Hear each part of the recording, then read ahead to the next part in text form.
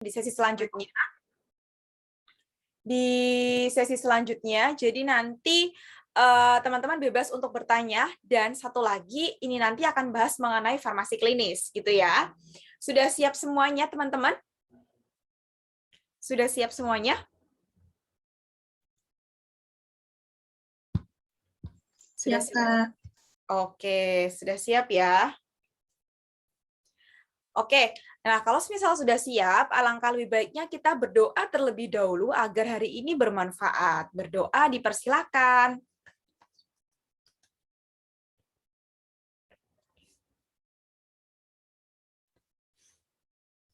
Selesai. Oke. Ini dari mana aja kira-kira? Dari mana yang paling jauh nih?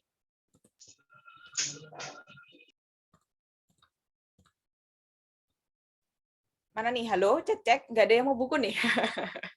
Nanti kalau nggak ada yang aktif, gimana? Dari mana? Lombok, Kak. Oke, dari Lombok. Mantap, Kak Rahmatul Ummah ya. Teman-teman bisa diganti namanya dengan apa namanya? Nama lengkap biar nanti kita bisa melihat dan menentukan siapa yang berhak untuk mendapatkan bukunya. Mantap. Wah, ada Kak Budi nih. Halo Kak Budi, lama ya. Halo Mbak Anggun, long time no sini. Wah, sudah itu ya, sudah PSPA tapi masih semangat belajar ya. Ini mumpung nggak ada jadwal kuliah Mbak, lagi gabut daripada bolak-balik gulang-guling kamar. Diasah otaknya Mbak. Sangat berfaedah sekali ya. Iya. Oke, Kak Budi. Selamat ngabuburit ya bersama dengan berteman. Kayak recall gitu. Oke, teman-teman juga selamat ngabuburit juga. Kita nanti bareng-bareng di sini buat belajar ya, nggak ada yang saling menggurui kayak gitu. Kita sama-sama sharing aja. Oke, kita mulai saja karena di sini Mbak Renita sudah ada. Halo Mbak Renita. Halo. Masih belum, mohon maaf ada backsound suara ya.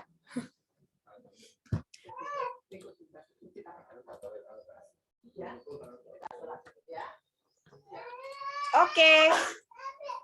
Baik, kita langsung mulai saja ya teman-teman. Jadi hari ini kita akan ada bedah buku persiapan masuk profesi apoteker edisi pertama. Teman-teman sudah punya semuanya ya buku edisi pertamanya yang warna pink ini buku yang edisi pertama. Kelihatan ya? Ya, ini ya yang buku edisi pertama.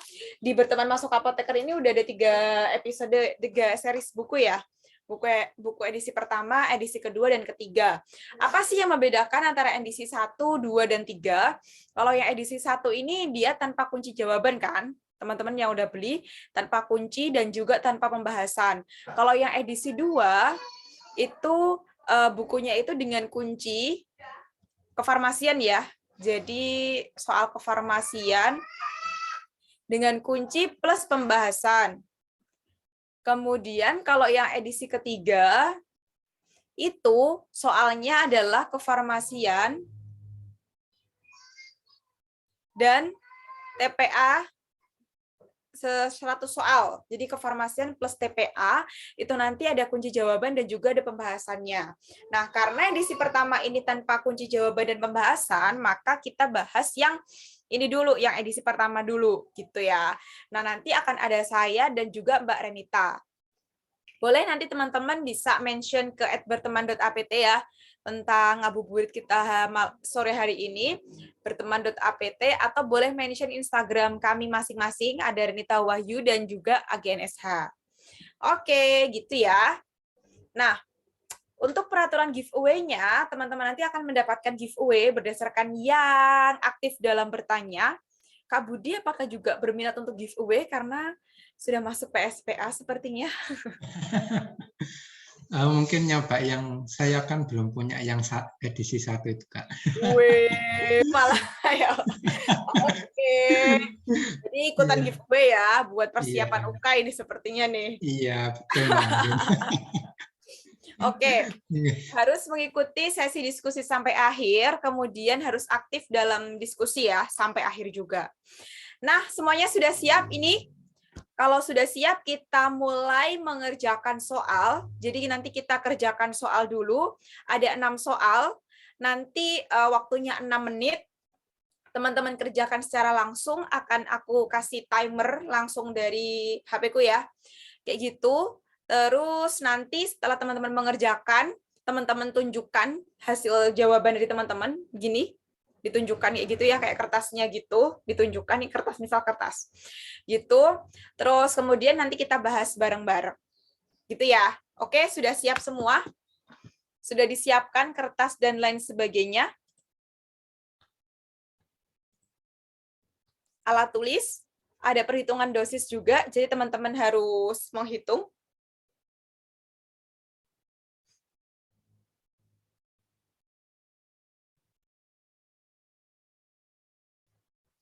Oke, 15.24 kita mulai ya. Jadi biar teman-teman persiapan terlebih dahulu, 15.24 kita mulai.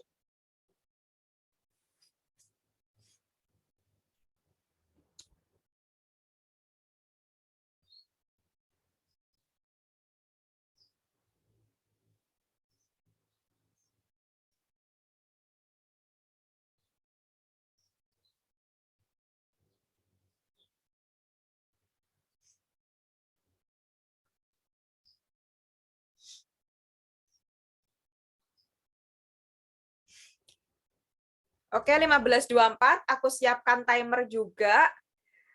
Teman-teman siap dengan kertasnya ya.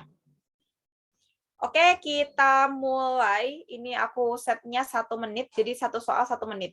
Ini kayak metode OSCE ya, jadi teman-teman biar terlatih dengan seperti ini. Oke, sudah siap? Aku mau dengar suaranya dong, sudah siap belum? Siap, Kak. Siap. Udah lemas ya, guys? Sisa-sisa kehidupan ini, jam-jam segini. Sudah ya, siap ya? Oke, coba nyalakan videonya, jangan lupa nanti setelah itu ya. Oke. 1, 2, 3, kita mulai nomor 1.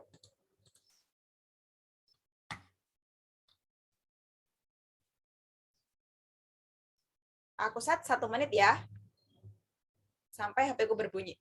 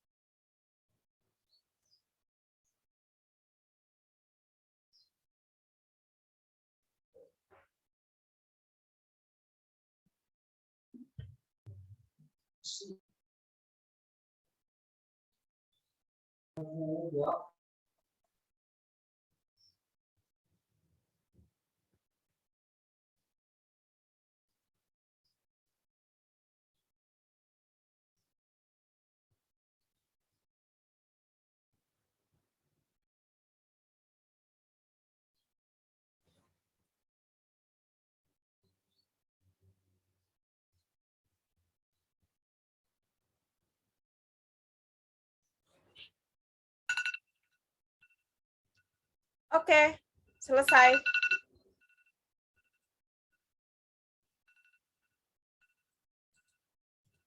Soal nomor 2.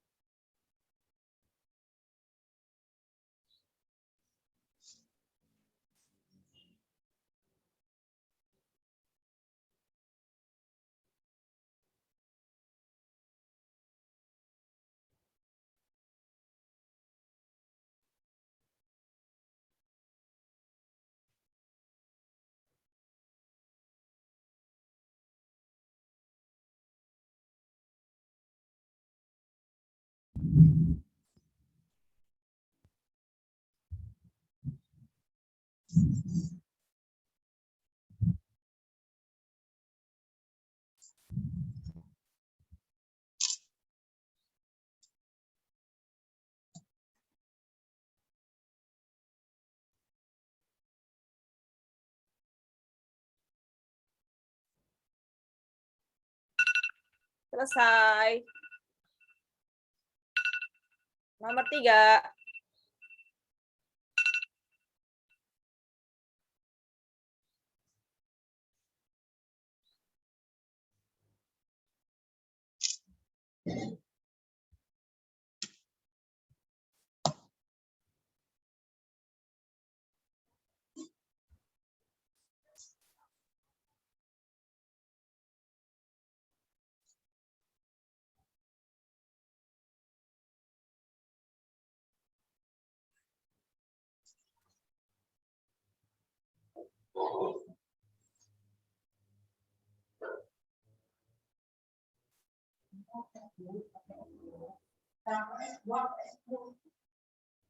Wah,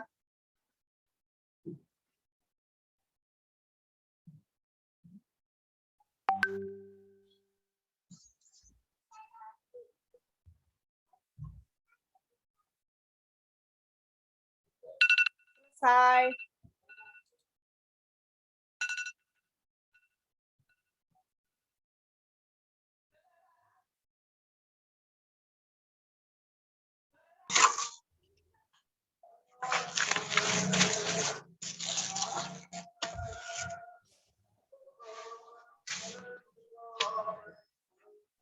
kemoterapi. Secara literatur, obat tersebut beresiko menyebabkan efek samping berupa mual dan muntah.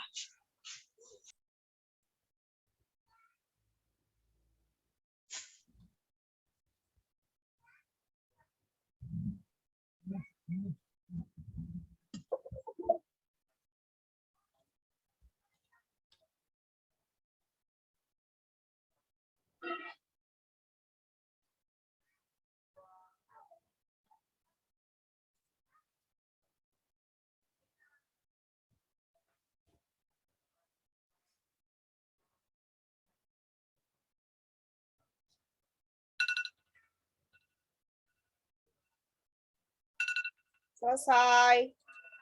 Next.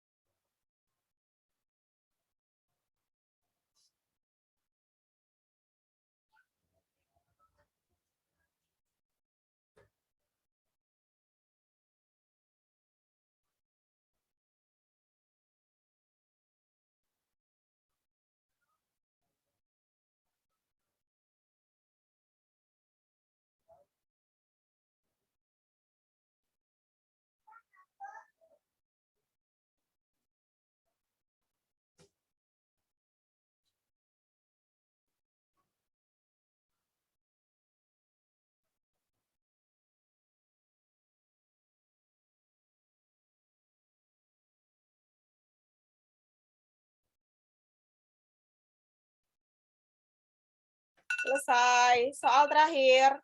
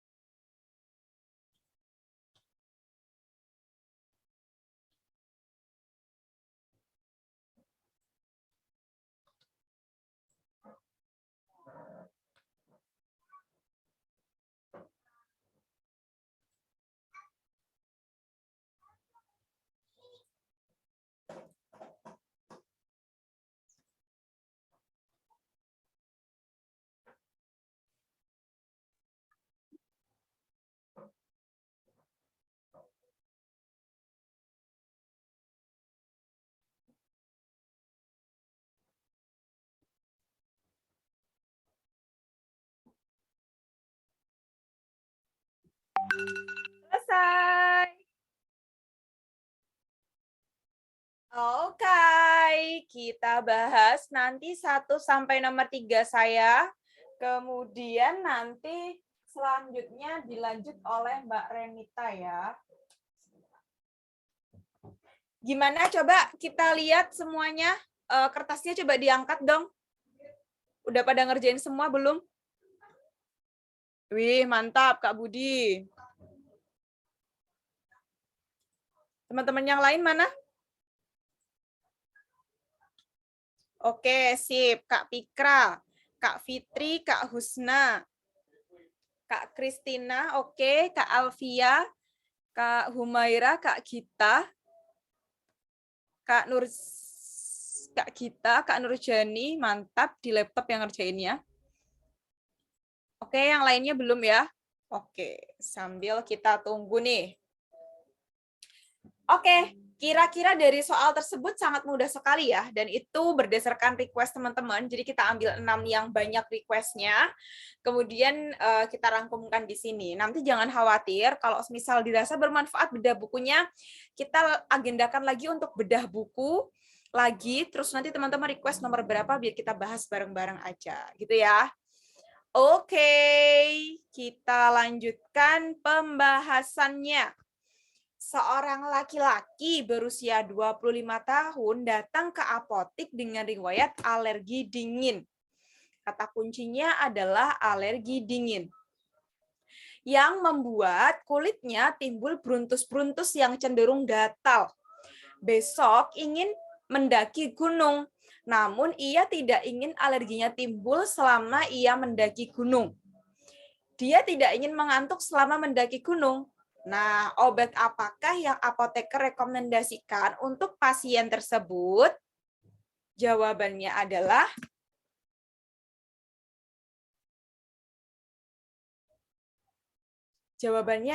ada yang mau menjawab? Saya izin menjawab, Kak. Kak Humaira dulu, silakan. Apa, Kak? Izin menjawab, itu jawabannya cetirizin ya Kak B. Oke, cetirizin. Coba Kak Humaira menjelaskan apa sih alasannya kenapa cetirizin yang diberi, yang dipilih? Baik Kak, mungkin karena cetirizin itu merupakan golongan generasi kedua, jadi tidak menyebabkan ngantuk. Sedangkan di sini dikarenakan dia tidak ingin mengantuk selama mendaki gunung Kak. Cetirizin golongan generasi 2 sehingga dia tidak mengantuk. Oke. Apa sih bedanya generasi 1 sama generasi 2? Bisa menjelaskan Kak Humaira? Penghambatan COX-nya Kak. Penghambatan COX-nya. Oke, Kak Humaira menjawab. Kak Humaira ya menjawab penghambatan COX-nya. COX-nya di mana? Oke, mau lempar atau call friend dulu? Di COX-2 Kak, generasi kedua. Di COX-2. Antihistaminnya bekerja di COX berarti.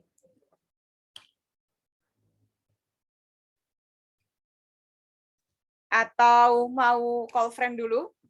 Dilempar ke yang lain dulu? Oke, ada yang mau membantu Kak Humaira? Silakan. Kenapa yang dipilih cetirizin? Tadi kata Kak Humaira adalah karena generasi kedua, sehingga dipilih generasi kedua ini juga tidak memiliki efek samping mengantuk. Karena yang diinginkan pasien adalah pasien tidak mengantuk saat mendaki. Oke, ada yang ingin melengkapi?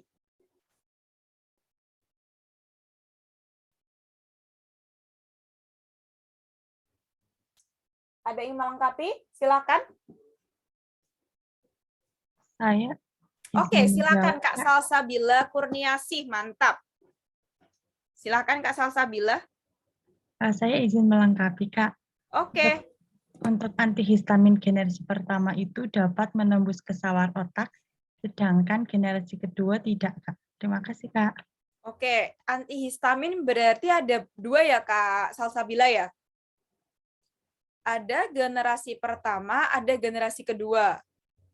Kalau yang generasi pertama dia tidak menembus sawar darah dia menembus ya. Menembus sawar darah. Kalau yang generasi 2 dia tidak menembus. Tidak menembus sawar darahnya. Oke. Sehingga kalau misal sawar darahnya ini ditembus, apa efeknya? Efeknya apa? Kalau sawar darah ditembus, otomatis obat akan masuk ke CNS, Central Nervous System. Sehingga akan menyebabkan kondisi mengantuk, benar sekali. Atau nama farmasinya apa? Kondisi? Sedatif. Oke, sedasi, mantap. Nah, kemudian kalau yang tidak menembus sawah-dara otak, otomatis dia menembus ke CNS atau tidak, teman-teman? Kalau dia tidak menembus sawah-dara otak, dia akan masuk ke CNS nggak? Tidak, Kak. Oke, berarti dia tidak akan masuk ke CNS. Oke, tidak akan masuk ke CNS. Kalau dia tidak masuk ke CNS, otomatis ada nggak efek samping mengantuknya? Tidak, Kak. Oke, tidak ada ESO mengantuk atau ESO sedasinya sangat minim sekali. Mantap, terima kasih Kak Humaira dan Kak Salsabila di soal nomor 1 ini tadi.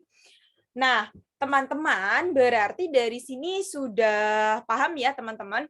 Di sini pasien mengalami bruntus-bruntus setelah pasien mengalami alergi dingin. Berarti di sini ada yang namanya alergen.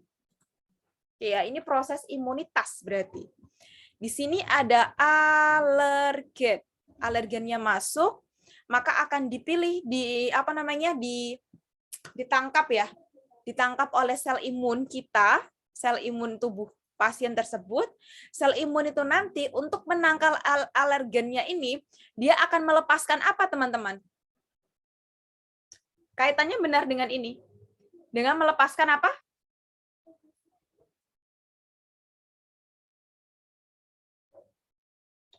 Dengan melepaskan yang namanya melepaskan apa? Mediator inflamasi. Ketika mediator inflamasi, sebelum sampai situ, mediator inflamasi contohnya apa? Histamin, Kak. Oke, mantap sekali. Mediator inflamasi contohnya adalah histamin. Ketika histamin ini dilepaskan, maka akan terjadi proses yang namanya inflamasi.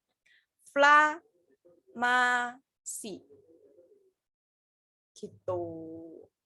Nah, inflamasi itu salah satu tandanya adalah yaitu tadi adanya bruntus-bruntus, ada pembengkakan di situ, gatal-gatal juga. Kayak gitu. Itu adanya proses inflamasi. Sehingga yang harus kita tekan itu adalah menekan sel antihistaminnya ini biar mediator inflamasinya itu tidak terlepaskan dengan cara blokade histaminnya ini. Jadi butuh antihistamin. Nah, biasanya kalau sediaan di pasaran itu ditambahkan dengan kondisi inflamasi kalau pasien sudah mengalami inflamasi. Jadi kalau pasiennya udah mengalami bruntus-bruntus dan cenderung gatal kayak gini, biasanya obat kombinasinya adalah antihistamin plus antiinflamasi secara langsung. Gitu, di pasaran. Kayak contohnya Dextim, itu kan kombinasi ya, antara antiinflamasi sama antihistamin.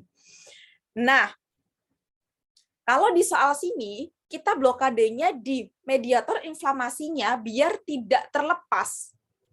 Kalau mediator inflamasi nggak terlepas, otomatis kondisi inflamasi ini tidak akan terjadi. Gitu ya. Oke, kemudian itu tadi kan ada kondisi inflamasinya ya, sehingga diperlukan untuk menekan si histaminnya biar tidak lepas. Antihistamin sendiri itu ada 2 ya teman-teman, yang sudah dijelaskan sama Kak Salsabila tadi ya. Antihistamin ada 2, jadi ada antihistamin atau agonis H1 itu generasi pertama dan juga generasi kedua. Hati-hati, kalau berhubungan dengan alergi itu H1. Kalau H2 untuk apa teman-teman? H2 untuk apa? Histamin 2 letaknya di mana?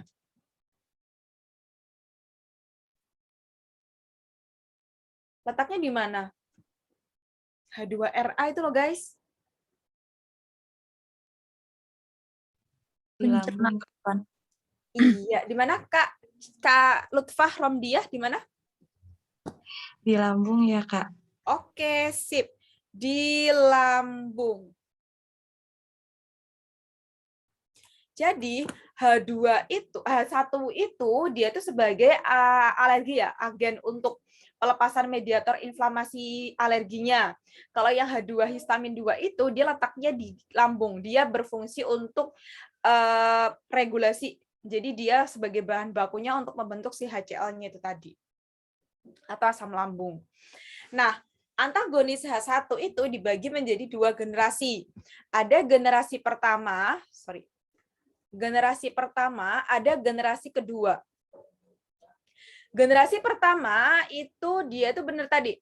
Dia lebih cenderung memblokir reseptor otonom karena dia masuk ke CNS. Kalau yang H2 tidak gitu ya, karena dia tidak masuk ke CNS. Generasi 1 itu contohnya apa aja sih? Ada klorpeniramin, dipenhidramin, dimenhidrat, doksilamin, hidroksin, CTM, prometazin. Kalau yang second generation, contohnya seperti akrivastin, cetirizin, fexofenadin, loratadin, desoratadin. Ini. Tipsnya apa? Gen 2 tidak mengantuk. Gen 2 tidak mengantuk. Gitu ya. Oke, dari sini ada yang ingin ditanyakan terlebih dahulu?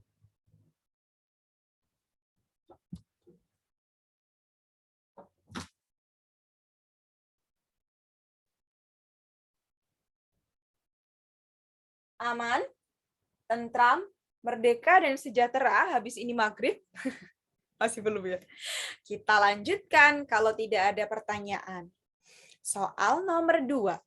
Pasien laki-laki 45 tahun dengan kadar kolesterol total tinggi, tetapi nilai LDL-nya, HDL, dan trigliseridnya normal. Pasien tersebut didiagnosis oleh dokter menderita dislipidemia.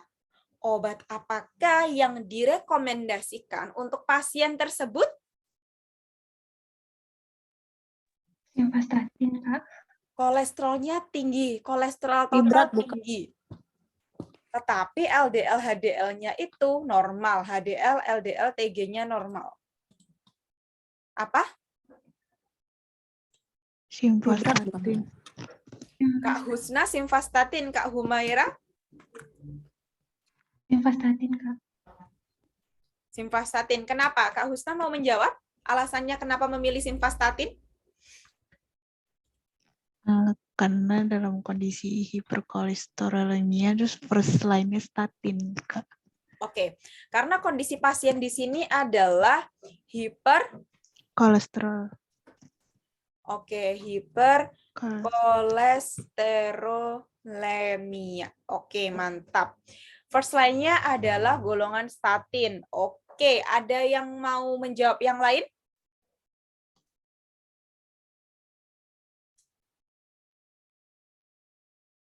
Aman? Oke. Nah, kita bahas mengenai dislipidemia terlebih dahulu. Jadi dislipidemia itu klasifikasinya itu ada 2 ya. Ada dia itu disebabkan karena kondisi primer, itu ada kelainan genetik, ada sekunder. Ini penyakit yang lain seperti adanya hipotiroid, obesitas, penggunaan obat-obatan tertentu.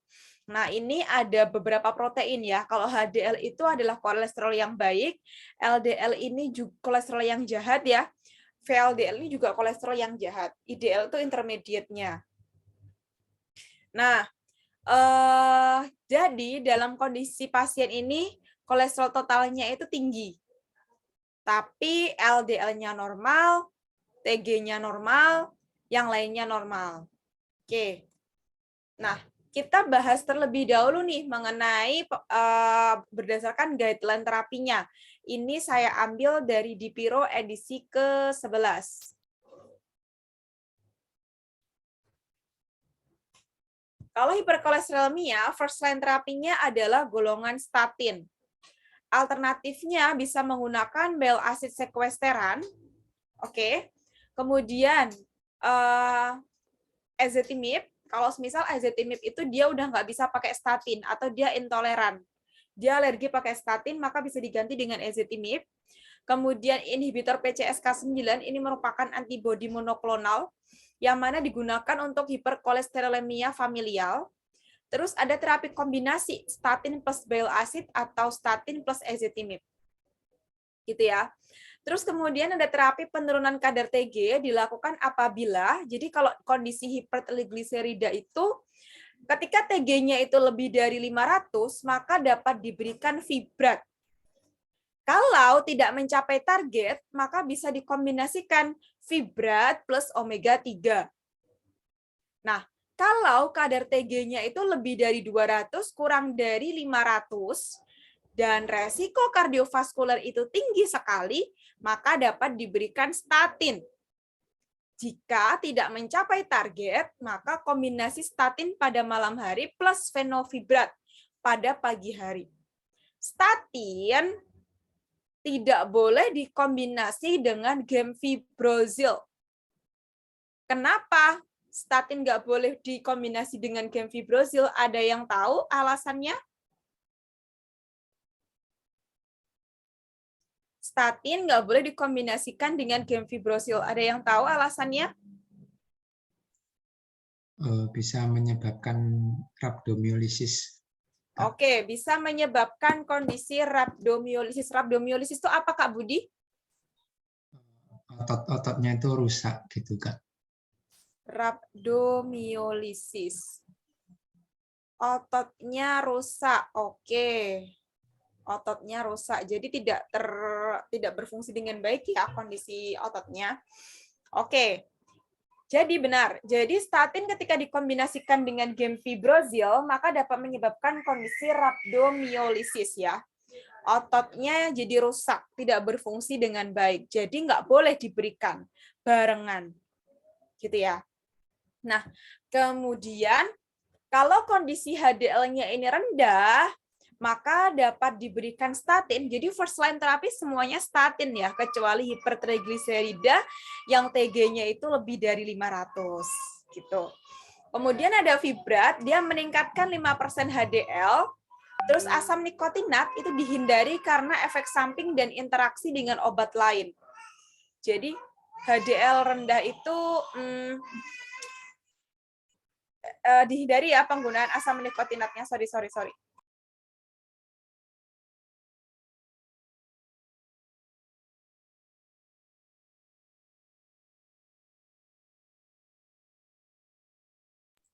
Oke, kita lanjutkan lagi ya. Backsound-nya sangat hiruk-pikuk sekali.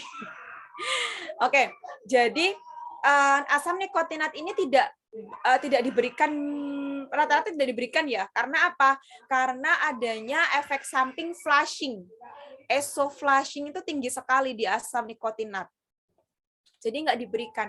Flushing itu apa? Flushing itu kayak merasa terbakar pada mukanya, pada badannya. Nah itu. Jadi jarang banget asam nikotinat ini diberikan untuk pasien. Jadi first line-nya tuh biasanya statin, kemudian fibrat, kayak gitu. Oke, lanjut ya.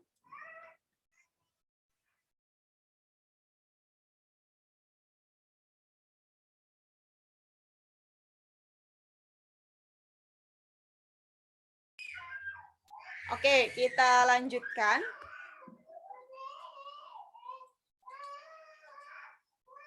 Nah, ini kita lihat cara kerja masing-masing karena ada beberapa universitas juga yang menanyakan cara kerja dari obat-obatan dislipidemia. Yang pertama itu ada statin. Statin ini dia bekerja dengan cara menghambat HMG-CoA reduktase, kemudian enzim dalam pembentukan kolesterol. Jadi dia akan menghambat HMG-CoA reduktase ini. Dia paling efektif dibandingkan agen lain untuk menurunkan kolesterol. Jadi memang ini sebagai first line terapinya. Kemudian ada bile acid sequesteran, contohnya ada kolestipol dan kolestiramin. Cara kerjanya gimana? Dia menghambat absorpsi asam empedu.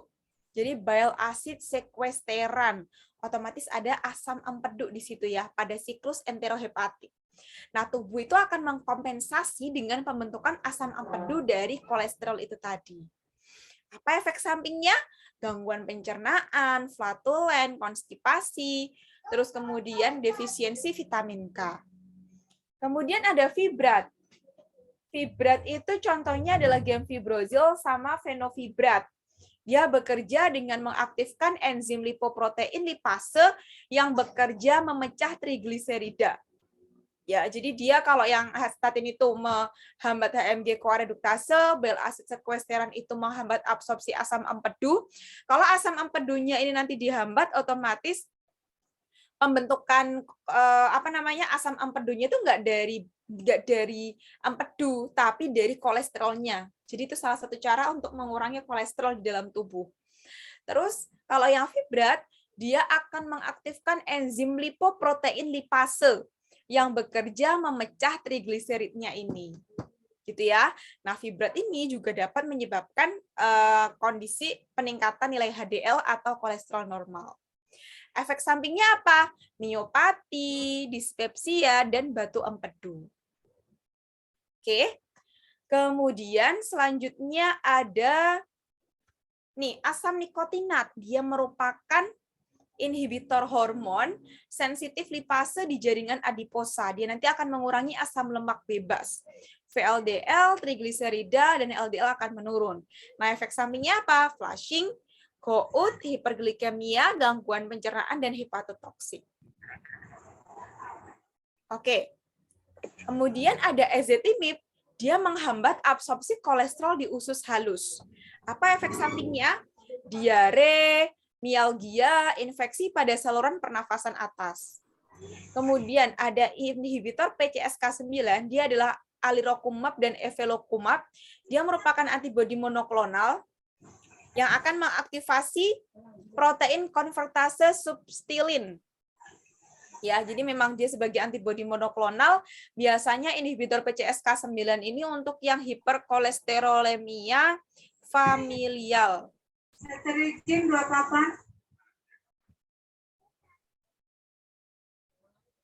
Gitu. Jadi untuk hiperkolesterolemia familial ini biasanya dikarenakan gennya. Karena gen ya, bawaan dari lahir. Sehingga bisa diberikan antibodi monoklonal. Antibodi monoklonal ini sangat mahal sekali, jadi jarang untuk digunakan. Oke, dari sini ada yang mau ditanyakan dulu?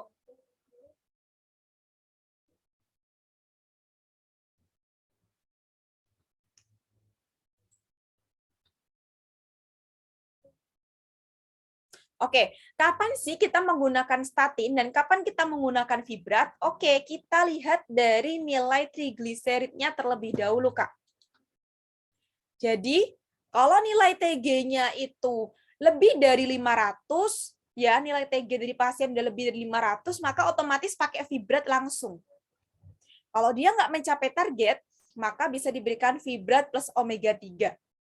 Nah, kalau TG-nya itu lebih dari 200, tapi kurang dari 500, plus resiko kardiovaskuler tinggi, maka dapat diberikan sistatinnya ini.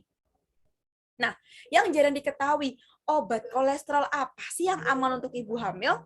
Obat kolesterol yang aman untuk ibu hamil itu adalah, ada yang tahu? Omega 3 ya, Kak? Oke, mantap Kak Humaira. Omega 3. Sip. Omega 3 ini aman untuk ibu hamil. Sip. Lanjut. Ada lagi pertanyaan mungkin? Ada pertanyaan lagi? Aman? Kalau aman, saya lanjutkan. Wih, pasien CKD mendapatkan terapi CaCO3. CaCO3 itu apa sih, guys?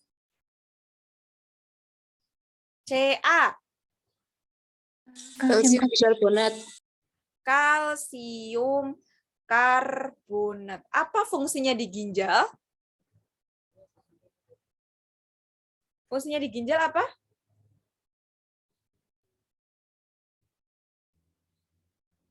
Apa fungsinya di ginjal?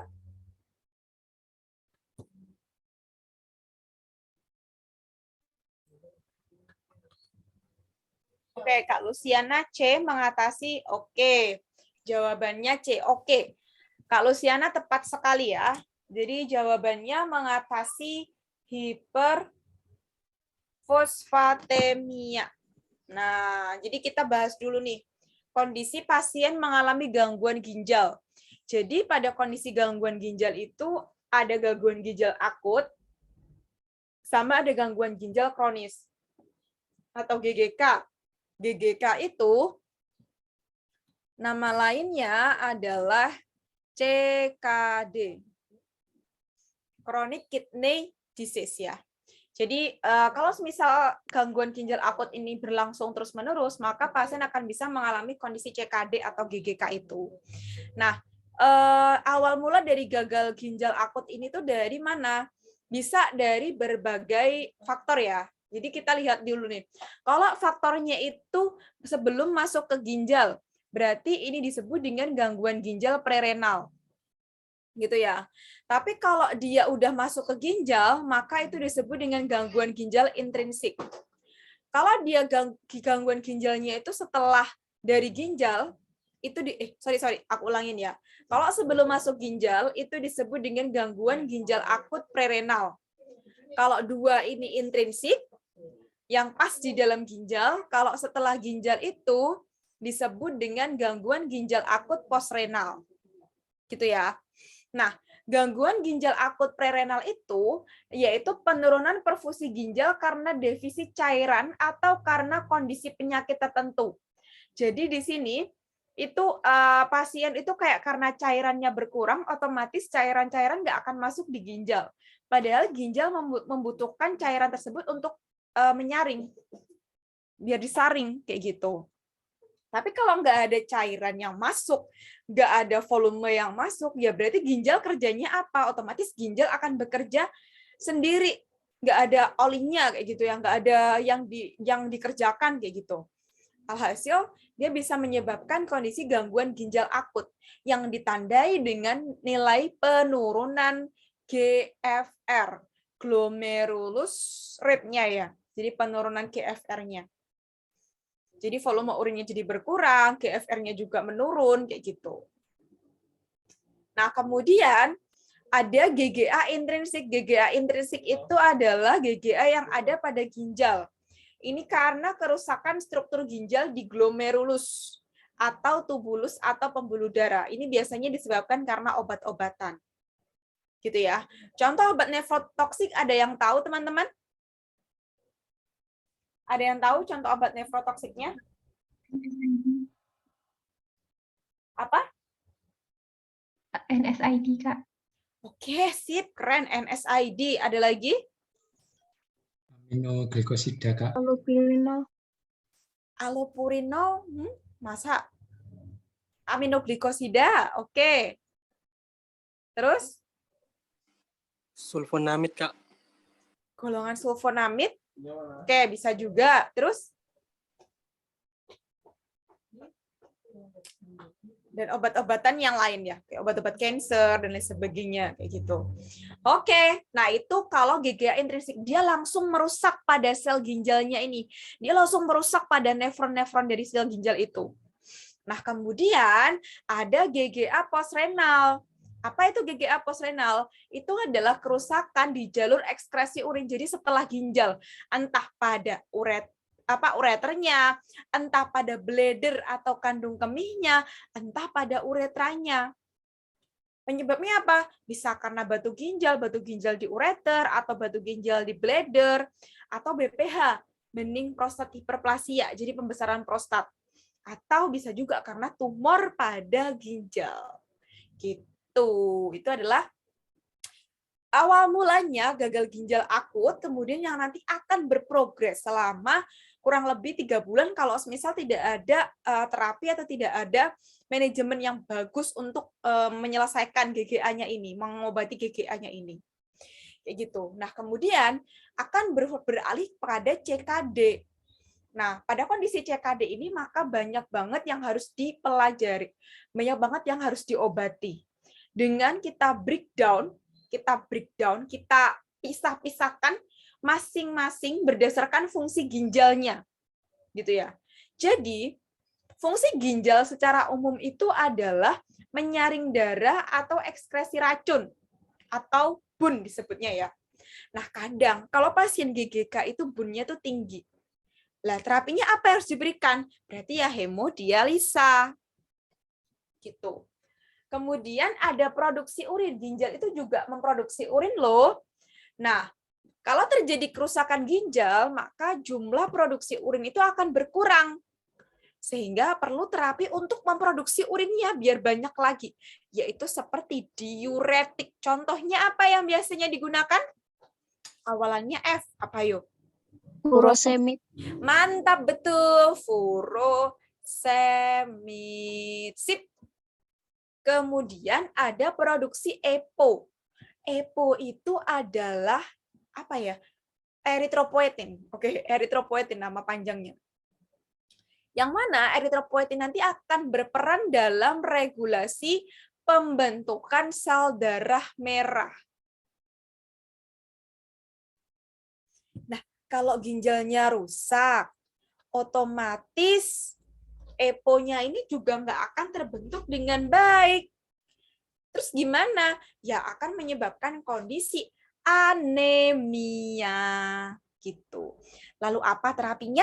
Terapinya ya eritropoietin injeksi. Gitu ya. Kemudian fungsi ginjal itu juga memproduksi renin atau regulasi RAAS. Nah, Pak, kerusakan ginjal itu nanti akan bisa menyebabkan kondisi hipertensi. Terapinya apa? Terapinya pakai ACEI atau ARB. Gitu ya. Terus fungsi ginjal itu juga ternyata memproduksi vitamin D loh atau kalsitriol, sehingga kalau kerusakan ginjal maka dia akan menyebabkan kondisi osteodistrofi. Terapinya adalah kalsium plus vitamin D. Jadi ngelihat kadar vitamin D dalam tubuh pasien itu seperti apa. Terus ternyata karena ginjalnya itu rusak dan tidak bisa menyaring dengan baik, otomatis tidak akan terjadi keseimbangan antara natrium dan air, menyebabkan kondisi udem. Udem itu adalah apa, guys? Pembengkakan, Kak. Pembengkakan ya, Kak. Pembengkakan di mana? Pembengkakan di mana? Di rongga peritoneal itu. Oh, di rongga peritoneal asites. Oh iya, tinggi. Nggak apa-apa. Di kaki ya. Pembengkakan di kaki. Kalau di rongga peritoneal itu masuknya kan ke diafragma sama abdomen, bagian abdomen. Jadi kayak pembatas. Nah, rongga peritoneal itu pembatas antara perut sama si diafragmanya ini. Nah, itu disebut dengan kondisi asites. Gitu. Oke, terapinya kalau misal udem, maka terapinya juga diuretik. Apa yang biasanya digunakan adalah si furosemid ini. Gitu ya. Terus fungsi ginjal yang lain itu juga mengatur keseimbangan asam dan basa. Kerusakan ginjalnya apa? Dapat menyebabkan kondisi asidosis laktat. Jadi karena keseimbangan asam basanya itu nggak teratur, maka bisa menyebabkan asidosis laktat. Terapi yang bisa diberikan adalah pemberian natrium bikarbonat NaHCO3. Terus ginjal itu ternyata fungsinya juga mengeliminasi fosfat loh. Nah, kalau dia mengalami kerusakan ginjal, otomatis dia akan mengalami kondisi peningkatan fosfat karena nggak tereliminasi. Sehingga akan menyebabkan kondisi hiperfosfatemia dan menyebabkan terapinya adalah kalsium karbonat atau CaCO3.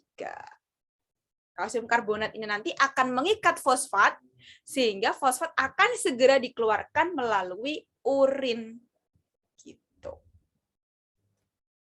Oke, ada yang ingin ditanyakan dari sini, teman-teman?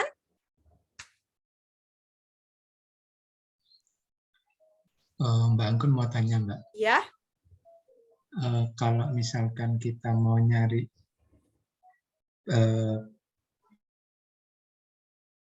Mbak, apa? Misalkan ini ya, Mbak ya, pasiennya ini udem, terus lalu diberikan diuretik, Mbak. Mm-mm. Terus untuk kita apa ya mencari berapa lama ini pasien diberikan diuretik gitu Mbak. Itu biasanya di mana yang Dosisnya berarti ya. iya dosis gitu. Oke, dosis bisa di Medscape, bisa di Micromedex, tapi yang paling akurat pada labelnya obat, label apa? Kayak brosur obatnya. Nah, nanti kita lihat udemnya itu seberapa. Biasanya kalau dokter-dokter itu furosemidnya diberikan secara sharing pump. Jadi biar terkontrol dan terkondisi kayak gitu. Nah, tapi kalau udemnya nggak terlalu parah, biasanya hanya diberikan injeksi furosemid aja 3 kali 1 ampul atau 40 mg. Itu bisa didapatkan di Medscape ataupun di Micromedex. Gitu. Ada lagi Kak Budi?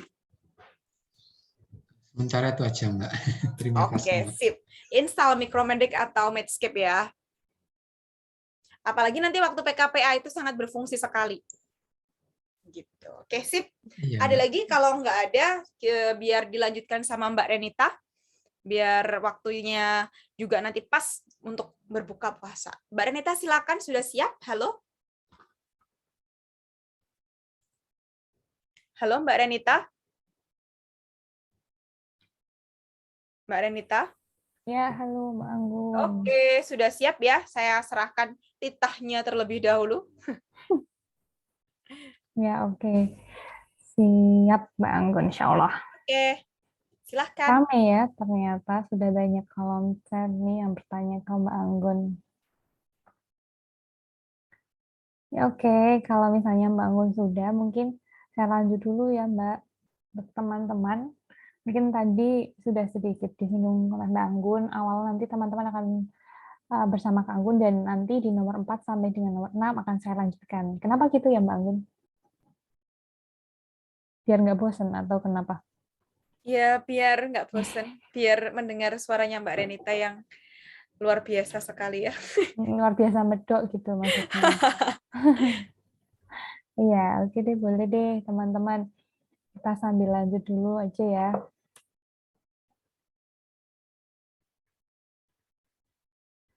Ya, mungkin ada pertanyaan dulu sebelum kita bahas 3 nomor ke belakang.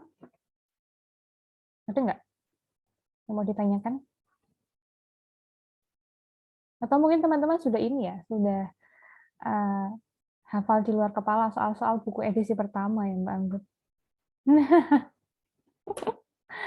Kak Budi gimana? Kalau saya kebetulan belum punya yang edisi pertama Mbak Reni. Oh, Mbak Anggun gimana ini? Gue deh malah belum punya ya. Iya, punyanya yang 2 sama yang 3 Mbak.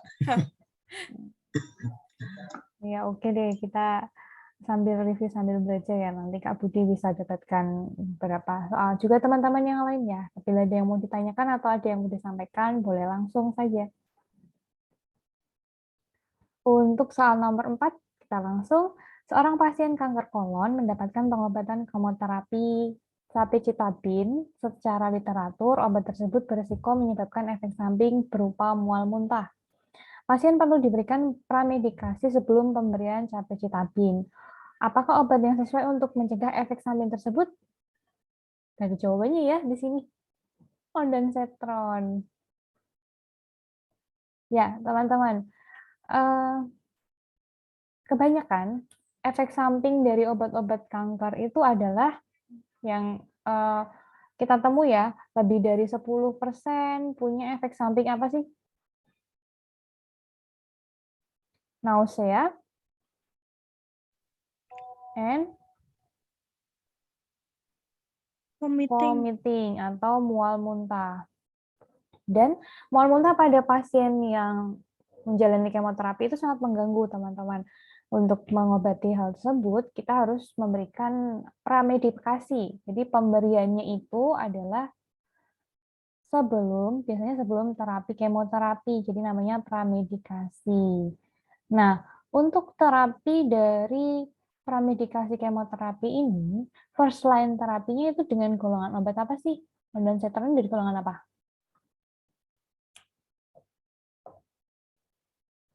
Golongan? Ada yang tahu?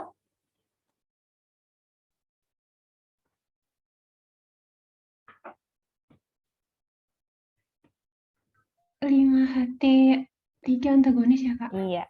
5HT3 antagonis atau nama lainnya adalah 5HT3 RA ya, reseptor antagonis. Ini dia bekerja dengan menghambat 5HT3. Nah, 5HT3 ini adalah pusat dari ambang rasa mual muntah.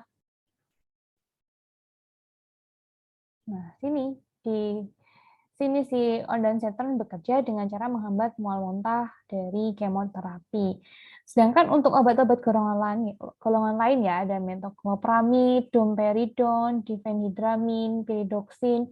Dia bisa digunakan untuk mual muntah, tapi dia bukan pilihan utama yang bisa digunakan sebagai mual muntah atau nausea vomiting pada pasien yang kemoterapi. Contohnya nih, metoclopramid ini lebih umum. Kalau teman-teman biasa tahu metoclopramid ini digunakan pada pasien mual muntah yang seperti apa?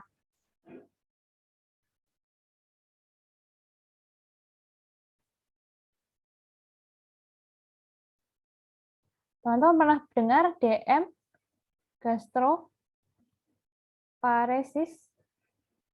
Jadi teman-teman kalau tahu ada pasien diabetes mellitus dengan keluhan juga mual muntah, itu first line terapinya adalah dengan si metoclopramid ini. Kemudian ada domperidon, ini juga mual muntah, tapi dia untuk mual muntah yang ringan sifatnya.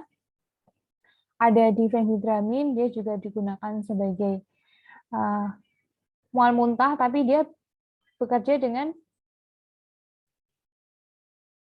yang dibahas sama Kak Anggun tadi, dia termasuk dalam apa difenhidramin ini?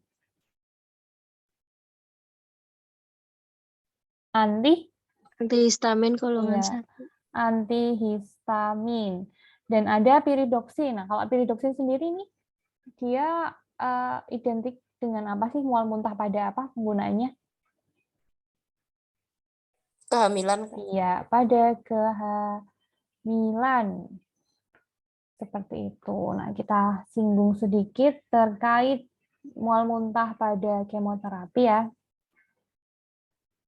Maaf, tulisan kuning tidak terlihat ya, sebentar. Saya ulangi ya. Untuk yang tulisan kuning tadi.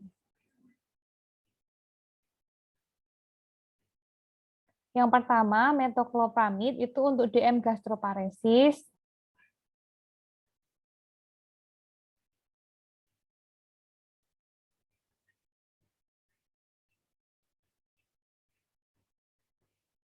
Kemudian difenhidramin dia termasuk antihistamin. Yang pyridoxine dia digunakan mual muntah pada kehamilan. Seperti itu. Nah, untuk terapi mual muntah pada kemoterapi, itu first line-nya adalah 5HT3 reseptor antagonis atau RA tadi. Contohnya ada ondansetron. Selain sebenarnya 5HT3, agen antimotilitas itu juga bisa digunakan, tapi tetap first line yang digunakan adalah si ondansetron sebagai golongan 5HT3 ini. Contoh lain untuk antimotilitas ini ada metoclopramid, ada domperidon. Kemudian adanya kortikosteroid, contohnya ada dexamethasone, biasanya dia digunakan sebagai peningkat terapi dari mual muntahnya. Jadi selain menggunakan ondan, ditambahkan dexamethasone untuk memperbaiki terapi atau menambah efektivitas terapi dari premedikasi mual muntah untuk kemoterapi seperti itu. Dan apabila penggunaan 5HT3 agen motilitas ini dia hipersensitivitas, bisa digunakan obat golongan lain, yaitu dexamethasone, difenhidramin, dan ranitidin, seperti itu.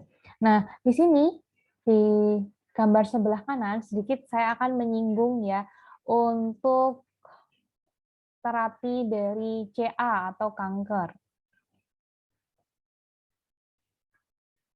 Kanker itu adalah sel yang seperti apa? Teman-teman bisa bantu saya menjelaskan kanker itu sel yang seperti apa sih?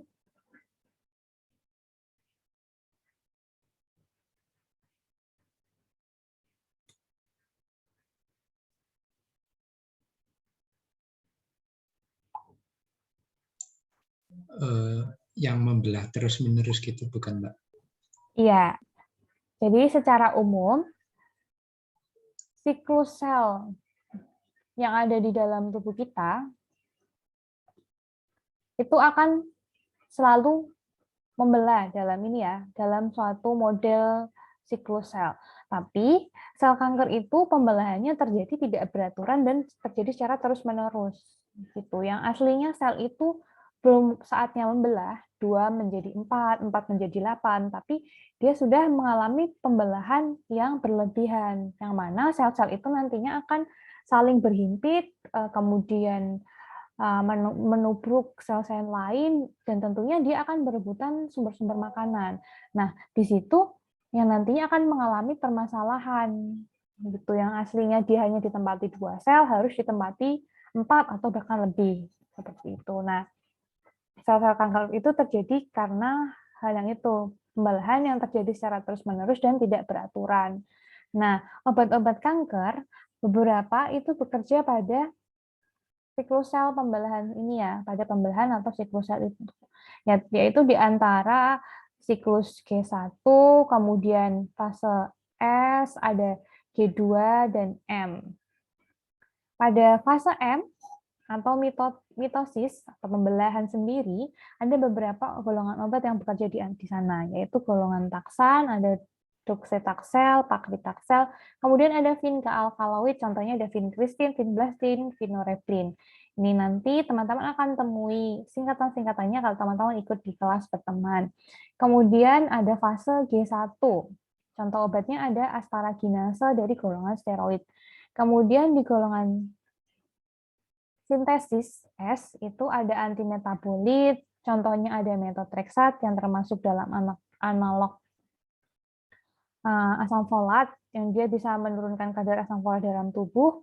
Kemudian ada golongan analog pirimidin, contohnya ada citarabin, gemcitabin, kemudian capecitabin yang muncul di soal nomor 4 ini tadi, dan ada fluorourasil. Kemudian ada golongan purin analog seperti mercaptopurin, fludarabin, ada cladribin. Kemudian ada camtotekin, contohnya irinotecan dan topotecan. Terakhir ada di fase G2, contohnya ada bleomycin, epipodoxylatoxin, contohnya ada etoposide. Selain obat-obat kanker yang spesifik bekerja di dalam siklus sel ini, siklus pembelahan sel, ada juga yang dia non-spesifik, tidak berada di sana, yaitu ada busulfan, siklofosfamid, ifosfamid. Contohnya lain ada platinum agen seperti cisplatin, karboplatin, oksaliplatin, kemudian ada antitumor, antibiotik seperti dactinomycin, daunorubicin, doxorubicin, dan lain-lainnya. Seperti itu. Dan ini nanti juga spesifik ya teman-teman. Misalnya kanker CA itu terapinya dengan apa, kanker kolon itu tergantung dari apa namanya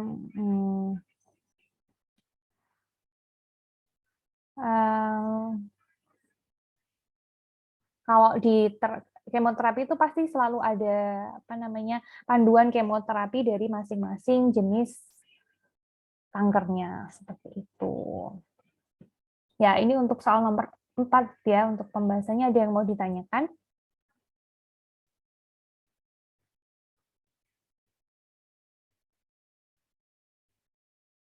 Sudah aman, Mbak Reni. Aman ya, oke. Cukup.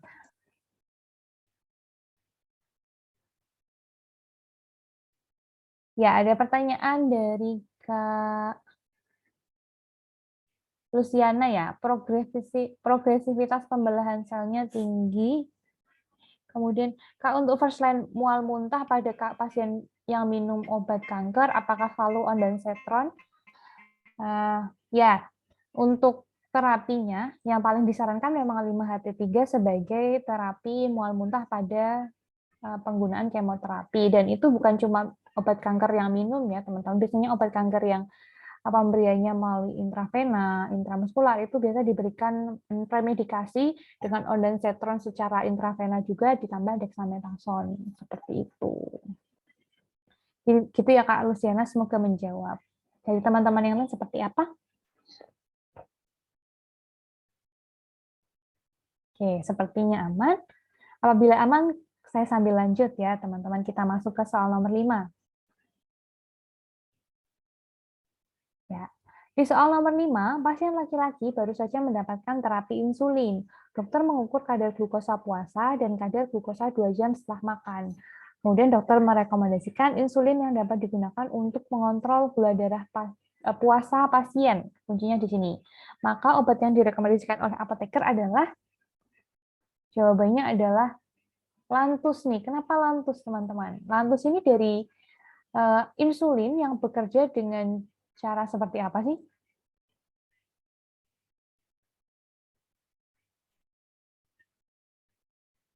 Dia bekerja secara long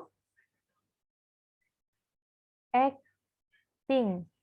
Dan yang diharapkan dari insulin yang bekerja ketika digunakan mengontrol kadar gula darah saat puasa adalah yaitu ketika pasien dalam kondisi tidur atau dalam kata lain pasien tidak mengkonsumsi sesuatu apapun. Tidak ada intake makanan. Nah, ketika tidur atau pasien itu beristirahat, otomatis tidak akan ada intake makanan, dan yang dibutuhkan adalah insulin yang bisa mengontrol kadar gula darah selama itu, atau selama pasien tidur dan beristirahat. Nah, yang dibutuhkan adalah insulin long acting. Nah, contoh lain selain Lantus, teman-teman bisa sebutkan dong apa aja nih contohnya nih untuk insulin-insulinnya yang punya kerja long acting. Lantus itu isinya apa sih, teman-teman? Ya, berisi? Ada kolom chat. Glargin, benar ya. Lantus itu isinya adalah glargin. Selain Lantus, teman-teman juga harus tahu nih, ada yang namanya Levemir. Dia berisi detemir.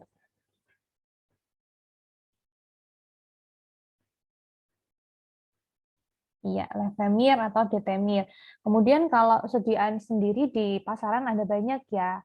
Ada Basaglar, itu isinya juga glargin. Kemudian ada Sansulin, kalau isinya itu Lantus, itu sebenarnya banyak sekali sih kalau yang beredar di Indonesia. Cuman yang teman-teman banyak ketahui itu ada Lantus, isinya ada glargin, Levemir, detemir.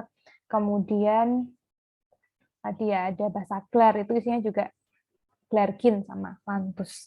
Seperti itu. Sedangkan insulin-insulin lain ini dia bekerja dengan cara ada yang rapid, ada yang intermediate, ada yang short acting. Kira-kira kalau insulin yang rapid acting, teman-teman sudah tahu belum apa aja nih? Kalau yang rapid acting, teman-teman bisa hafalkan LAC.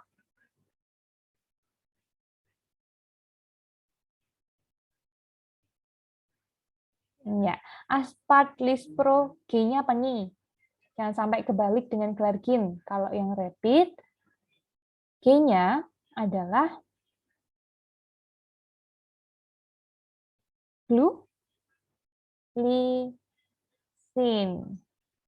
Itu ya untuk yang insulin rapid. Kemudian nanti ada insulin short. Short itu nanti contohnya ada Novolin yang R ya. Berarti ini aspart dia termasuk yang rapid, lispro rapid, glulisin juga rapid. Novolin ini kalau tidak salah short, kita cek di sini ya.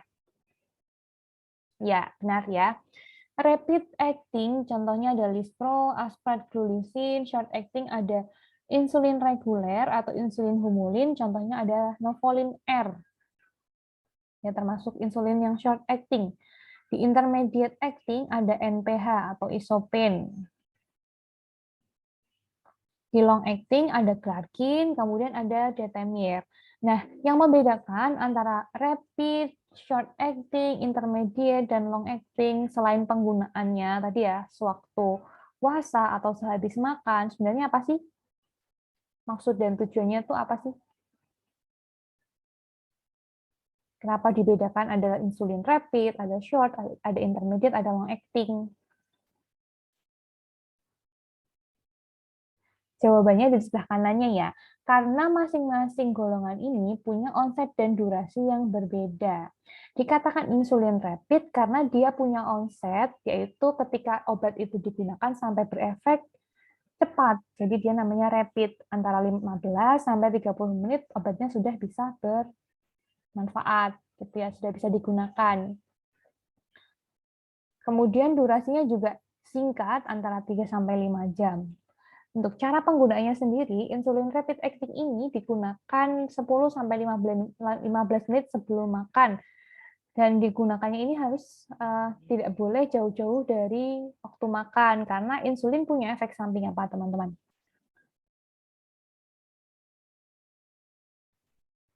Yang membahayakan pertama nih.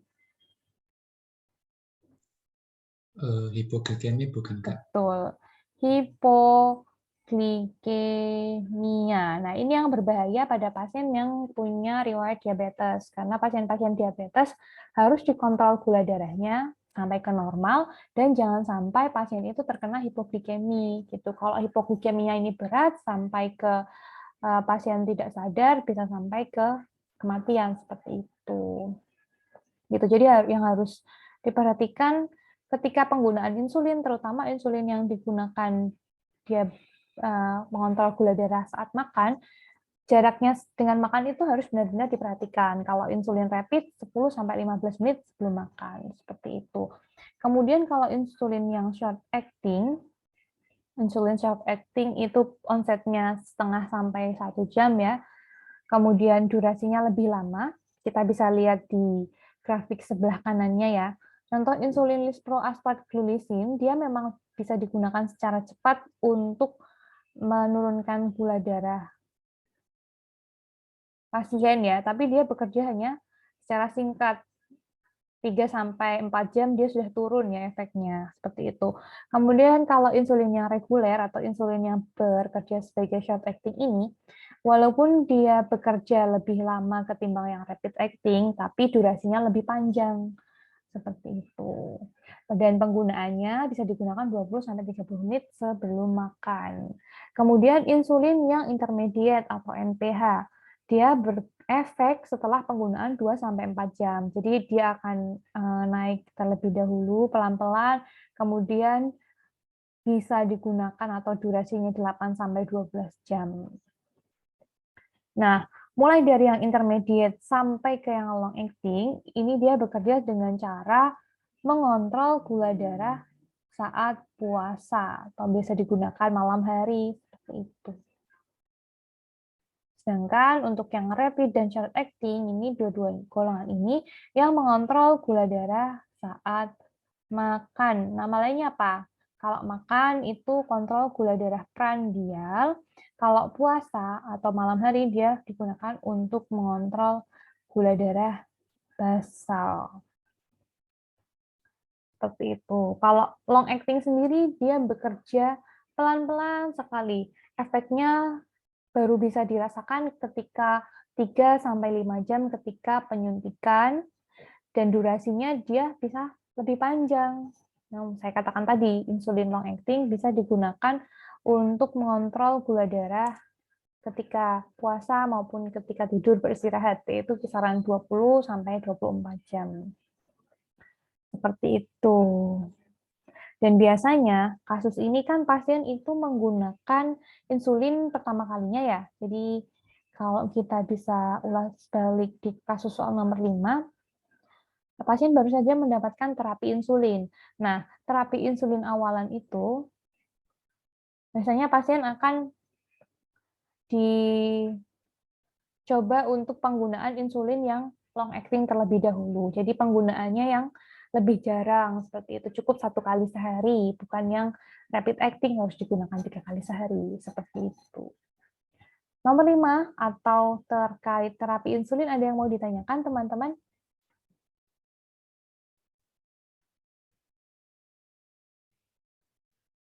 Aman? Oke, apabila aman mungkin saya lanjut dulu ya teman-teman ya. Kita masuk ke pembahasan nomor terakhir atau ke soal nomor 6.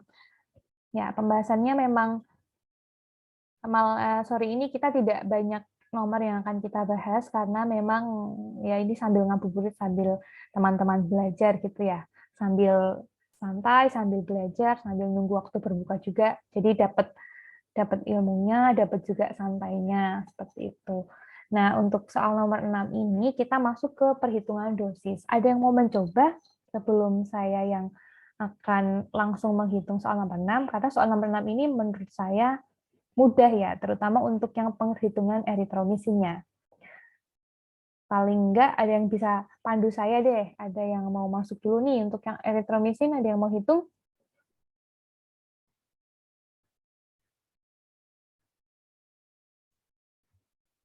Ada enggak?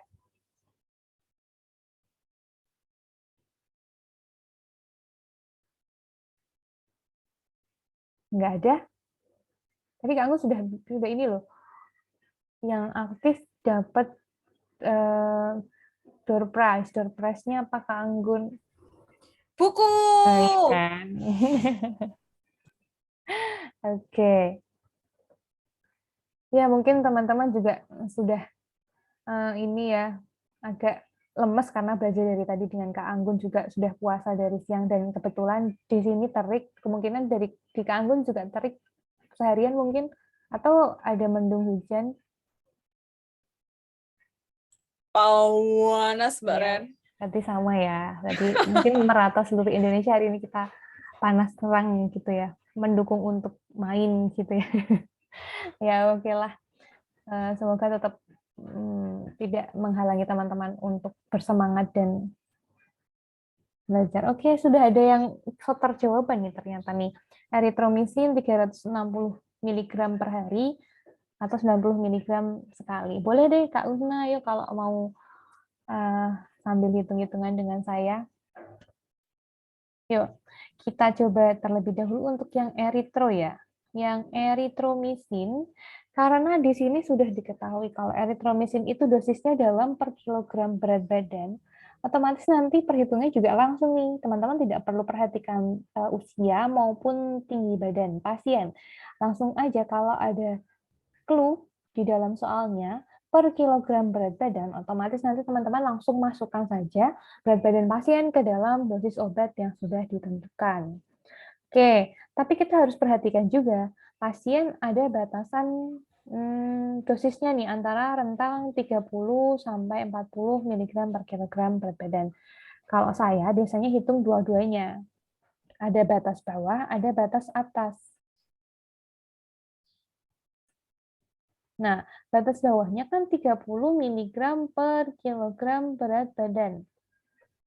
Langsung dikalikan saja ke 12 kg. Berapa nih hasilnya? Kilogram berat badannya jangan lupa dicoret. Hasilnya adalah 360 mg tiap hari untuk batas atasnya. Jadi untuk penggunaannya berapa kali? Dibagi dalam 4 dosis. Jadi dalam sekali pakai, pasien memerlukan berapa miligram? 90 miligram satu kali penggunaan. Ini baru batas bawah. Karena hati-hati, pasien kadangkala, terutama anak-anak ya, jangan sampai rentang dosisnya itu berada di atas batas atas dan berada di bawah batas bawah. Karena kalau terlalu tinggi atau di atas batas atasnya itu, otomatis dosisnya akan toksik karena melebihi dosis maksimal, dan kalau di bawah batas yang dosis bawahnya itu berarti subdosis. Jadi tidak akan berefek seperti itu. Nah, sedangkan kita harus tahu dulu sekarang kalau batas atasnya berapa.